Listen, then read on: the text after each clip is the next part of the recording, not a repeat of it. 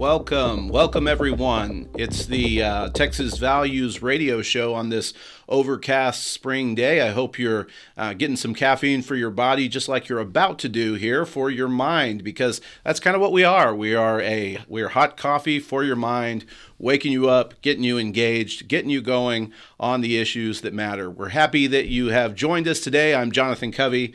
I'm the director for policy for Texas Values, filling in for Jonathan Sines on the Texas Values Report this week. And what a great show we have lined up for you today with a very special guest. But before we get to him, just as a reminder, you can catch us every week on this station, KTXW 1120 The Bridge, or you can watch us on demand on iHeartRadio, on Facebook, on Spotify, all of your favorite live streaming platforms. Also, if you want to find out more about anything that we've talked about, you can find tons of great information on our website at txvalues.org, and you can also stay up on breaking news and information through our text alerts by texting TX Values to 797979. Our guest today is West Texas A&M President Walter Wendler. Dr. Wendler came to West Texas A&M after being the chancellor at South Illinois University in Carbondale. He graduated from Texas A&M, attended University of California at Berkeley, and has his PhD from the University of Texas. So he's run the gamut. He's here to talk with us about concerns with the culture of higher education, as well as timeless truths and values. One might even call them Texas values, and the good work being done over the Hill Institute, an academy that was established at West Texas A&M to impress upon students the importance of personal responsibility, faith, self-reliance, and so much more. Sir, welcome to the Texas Values radio program. Thank you, Jonathan. It's great to be here. I really appreciate the opportunity to visit. Well, we're very grateful to have you and your time. I know you're a busy man.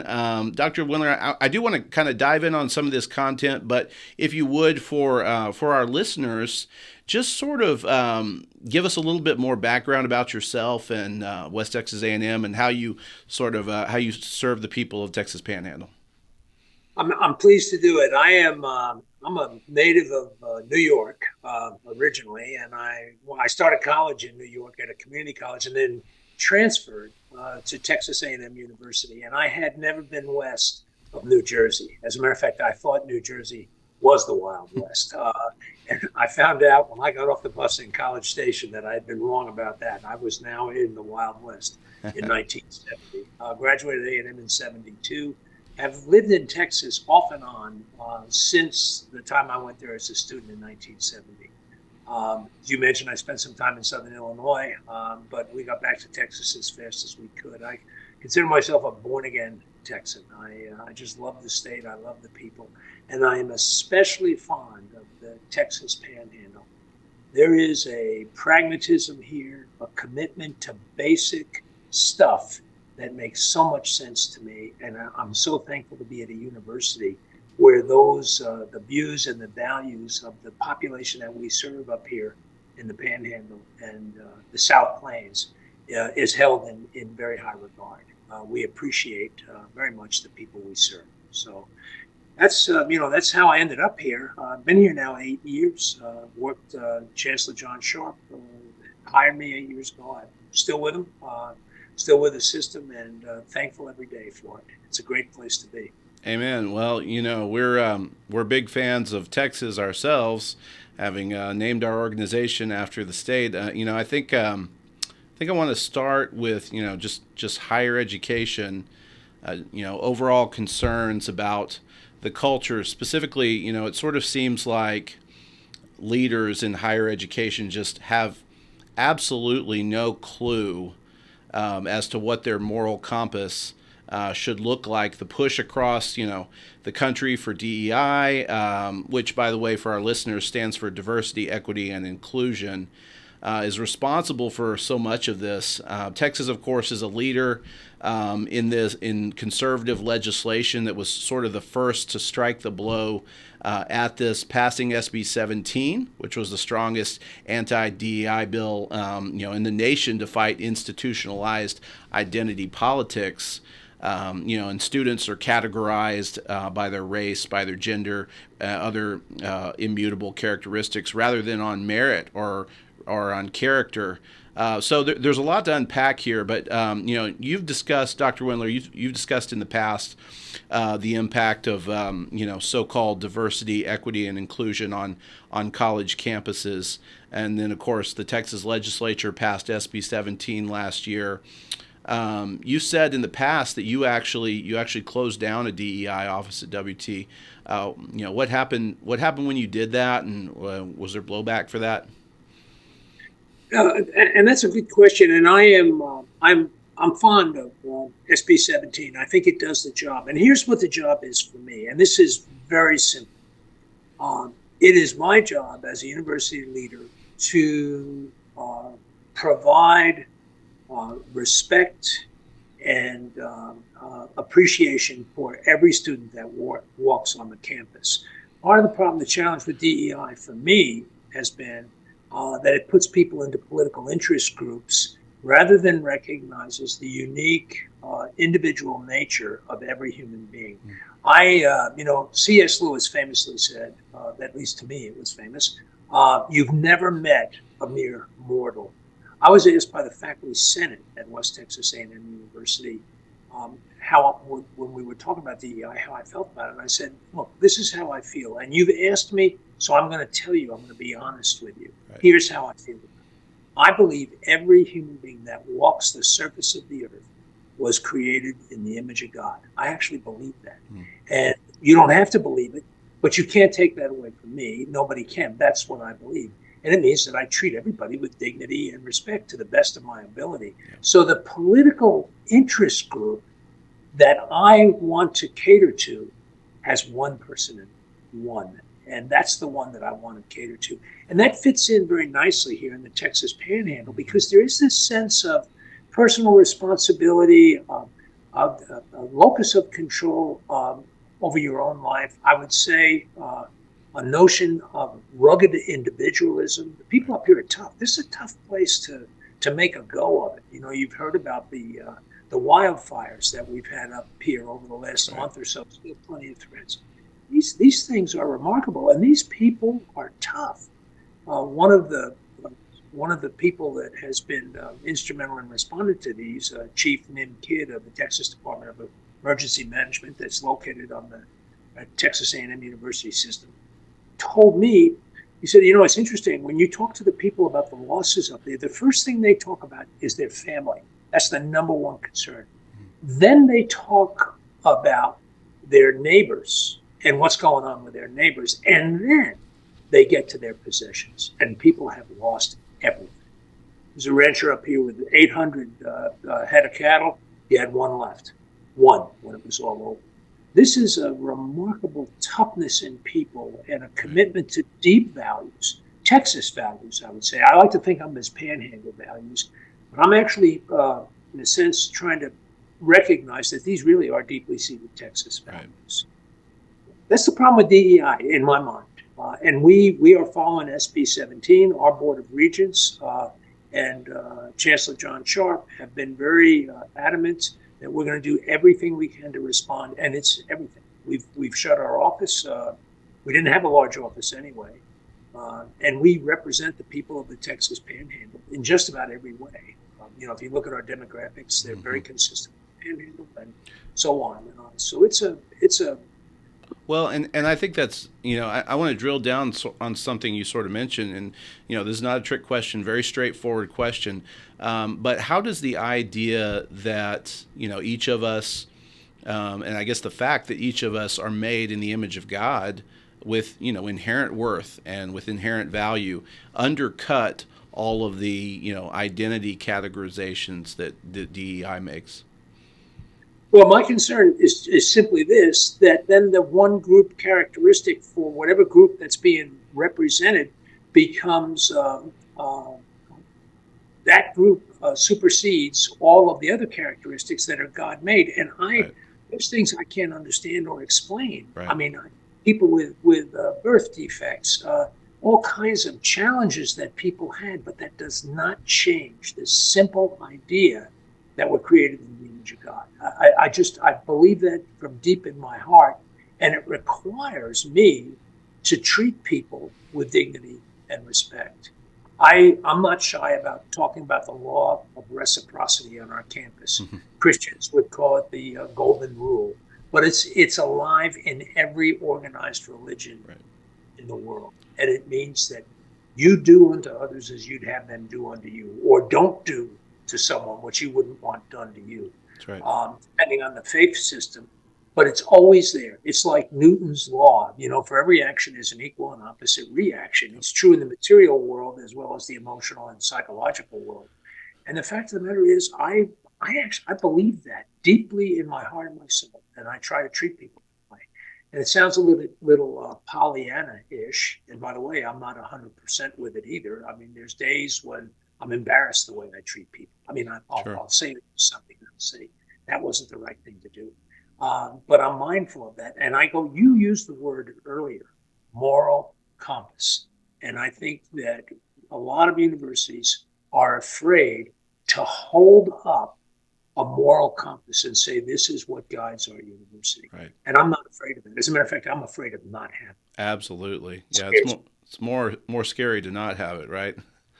Right, exactly. Lieutenant Governor Patrick, just a few days ago, he released the interim charges for the Senate. These are this is sort of the charges that he wants the Senate committees to study during the interim before next session. And one of the ones was to monitor the implementation of SB 17, and the progress that each higher education institution is making in aligning with the new law. And so, just want to ask you, what results do you sort of see from a report that might come out of that? Is everybody making great progress, or what do you expect to see? Well, I'll speak to West Texas A&M Sure. University, and also to the guidance that we're getting from the Texas A&M University system, again under the leadership of Chancellor Sharp. This is not a faint exercise. It's serious. It's dense. They're asking us to track a lot of things, and I'll tell you, sometimes it's onerous, but we're doing it because we believe in it also. And I want to create on this campus a culture of excellence, a performance culture. You call it what you will, but it has nothing to do with group membership. It has to do with individual performance and attainment. That's what a university should be. Right. I just read something the other day. 80% of the grades given at Yale University last year were A's. Yale's a good university. They have high admission standards. There's good high expectations of students, but 80% of those students in all those classes are not excellent. It's impossible for me to believe that. And I think people should be judged and assessed on their intellectual abilities and the fabric through which they live. I think they should be assessed on these things one person at a time. Let's talk about patriotism. People on university campuses, as crazy as it may seem to some of us, don't want to talk about patriotism anymore. And you may have seen this. There was a student posted not too long ago that the American flag triggered her. And how did we get here? It's a good question. I just wrote a piece recently. I write a column every week. They're published. These are published now in the Amarillo Globe News and a number of other weeklies and some other daily papers around the Panhandle and beyond. But I've been writing these columns. I did it when I was in Southern Illinois for 15 years. I've got 700 of them on my website, walterwendler.com. And I just wrote one on patriotism. And I'm not ashamed to say that I'm patriotic. I appreciate our nation. I appreciate our state. When I look at where our funding comes from, a significant portion of our funding comes from state and federal sources. And when you look at the fact that Pell Grants, for example, come from federal tax dollars, and they allow students to pay tuition and fees at the university. If university folks are not patriotic, they're missing an important part of the equation that keeps public universities alive. And that's why, Jonathan, I feel so strongly that we need to elevate and heighten the value and importance of engaged citizenship. It's our responsibility as a public university. And I think patriotism, and I mean informed, Ronald Reagan called it informed patriotism. Frederick Douglass talked about patriotism, and sometimes the true patriot pushes back against something that is in conflict with the founding values of the nation. And of course, he was talking about slavery. But the bottom line is that I think informed patriotism is an often undervalued, understudied part of the American civic life. And I think it's important that we recognize the value of patriotism. And I do mean informed patriotism. I'm not talking about put a blindfold on and just pretend that things aren't happening. Sure. But we need to be patriotic. I think it's very important, especially at a public university, for me. Right. Yeah, especially at public university where we're shaping minds as well. We're talking with Dr. Walter Wendler, president of West Texas A&M University. If you find value in the work that we're doing, you can make a donation by going to our website, txvalues.org. And as we're, coming up on the end of our fiscal year as well, we have a number of crucial fights to win, and your donation just helps us continue to make those fights as well. Dr. Wendler, let's talk a little bit about the Hill Institute, and you've discussed this idea in the past of sort of a handshake culture. I think in the Panhandle in West Texas, traditional Western values and how they're crucial to the way of life, and sadly they're being lost. The Hill Institute was really sort of founded with the mission of sort of preserving those timeless values. So tell us a little bit about how the Institute works and what's going on there. Okay, we are an institute not unlike Civitas at the University of Texas. Well, we are not actually, but similar in sort of mission and purpose, which is to highlight what I'll call founding values and what the Lieutenant Governor refers to as Texas values. Because when he was up here to announce with us the Hill Institute, he in some ways corrected me. He said, these aren't just Panhandle values; these are Texas values. That's right. And in fact, they're deeply American values, I think, which at times we lose touch with. But the Hill Institute is a group on campus that is working to study and understand the impact of these deeply seated Panhandle values or Texas values. Things like trust, respect for others, the importance of family life, faith life, civic engagement, rugged individualism, those kinds of values, they affect every profession and vocation for which we educate and train people at West Texas A&M University. I want to know how those deeply seated value systems affect how an engineer does his or her work, or how a teacher does their work, or how a nurse does their work. I want to know, because I firmly believe those values do impact the way we serve others. Mm-hmm. And in the end, every vocation and every, I'll say trade, I'm an architect by training, by the way, I'll say trade, every one of those occupations is affected by the values of the people who practice them.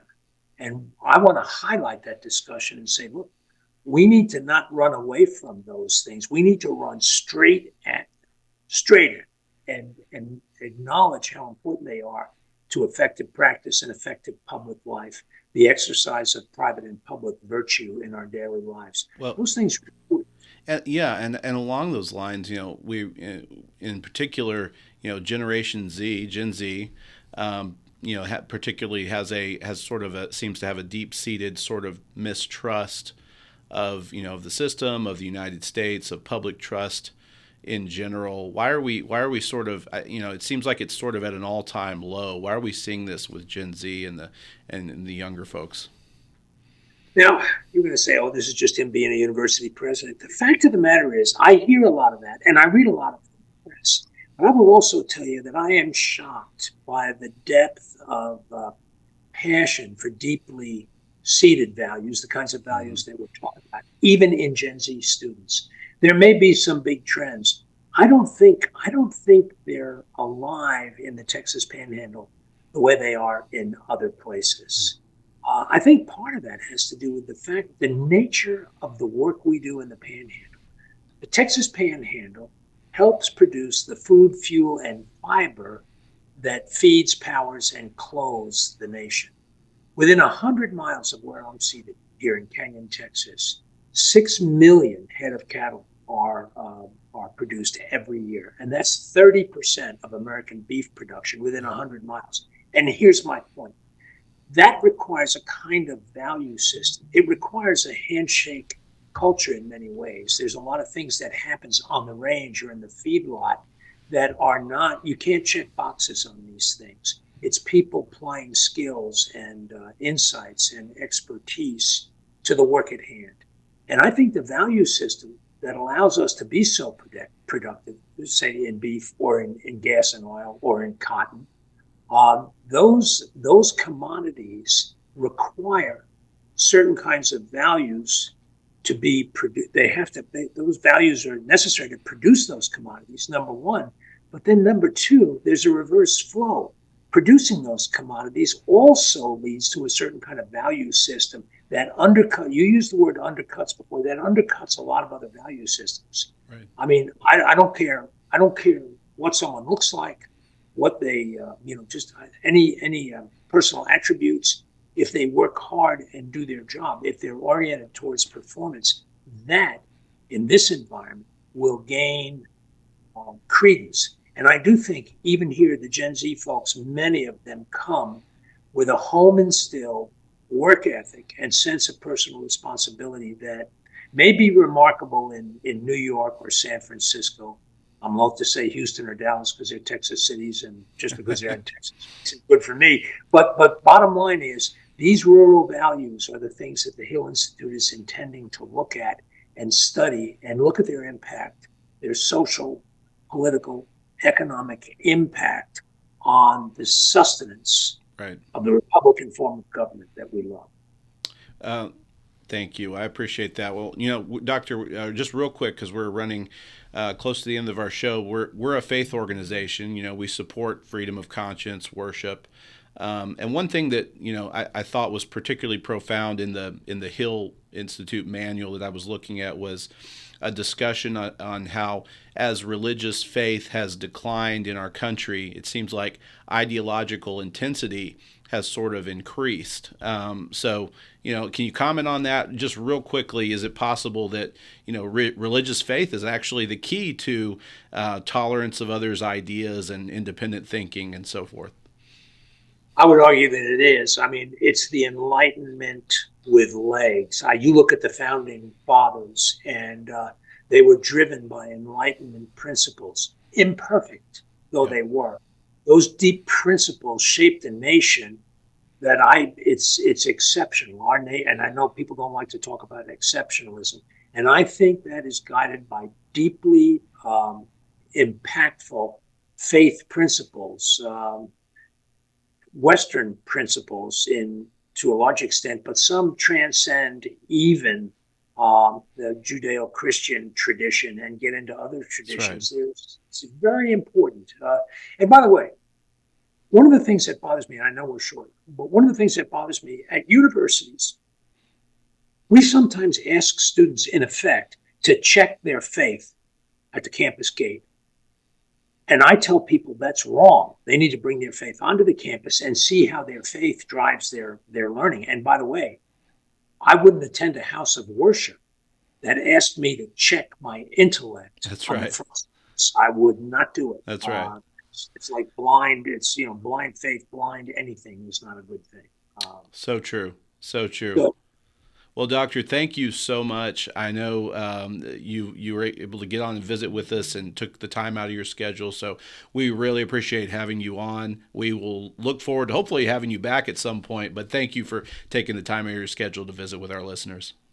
Well, thank you very much, Jonathan. I appreciate the opportunity. Thank you. Thanks so much. Thank you so much. We appreciate Dr. Wendler's time, and it's just an appropriate, relevant conversation to have to discuss higher education and the infiltration of wokeness that's permeating our culture. So glad we got to visit with him. A couple of other quick news hits before we run out of time. The National Association of Intercollegiate Athletics announced that they were adopting a policy that says that only students whose biological sex is female can participate in college female sports. As many of you know, Texas Values has been one of the leading organizations on the Save Women's Sports issue. And we had a great time in Collin County last Friday with some of our supporters at the Collin County reception, as well as the Chosen Conference at Prestonwood Baptist Church. We want to remind folks of a few events coming up. So don't forget the Texas Homeschool Coalition coming up starting Thursday, April 18th. Going to have some great speakers there, including Tim Tebow from the Tim Tebow Foundation. Also on Wednesday, April 24th, we're going to have this Texas Values San Antonio lunch. That's going to be from 11:30 a.m. to 1 p.m. at the Alamo Cafe in San Antonio, Texas. And then finally, coming up, our 7th annual Texas Faith, Family, and Freedom Forum, our policy forum, September 13th through 14th of this year. It's going to be, again, at Great Hills Baptist Church of Jollyville Road here in Austin. So look forward to those things. They'll be on our website at txvalues.org. We want to thank our faithful listeners and supporters and say that if you find value in the work that we're doing, help us by making the donation. And as always, if you want more information, go to our website. We have said this so many times on this podcast, but government belongs to those who show up. And here at Texas Values, we are dedicated to being your boots on the ground for conservative social issues. So this is Jonathan Covey inviting you back next time as we continue to lay down a vision for the next conservative generation.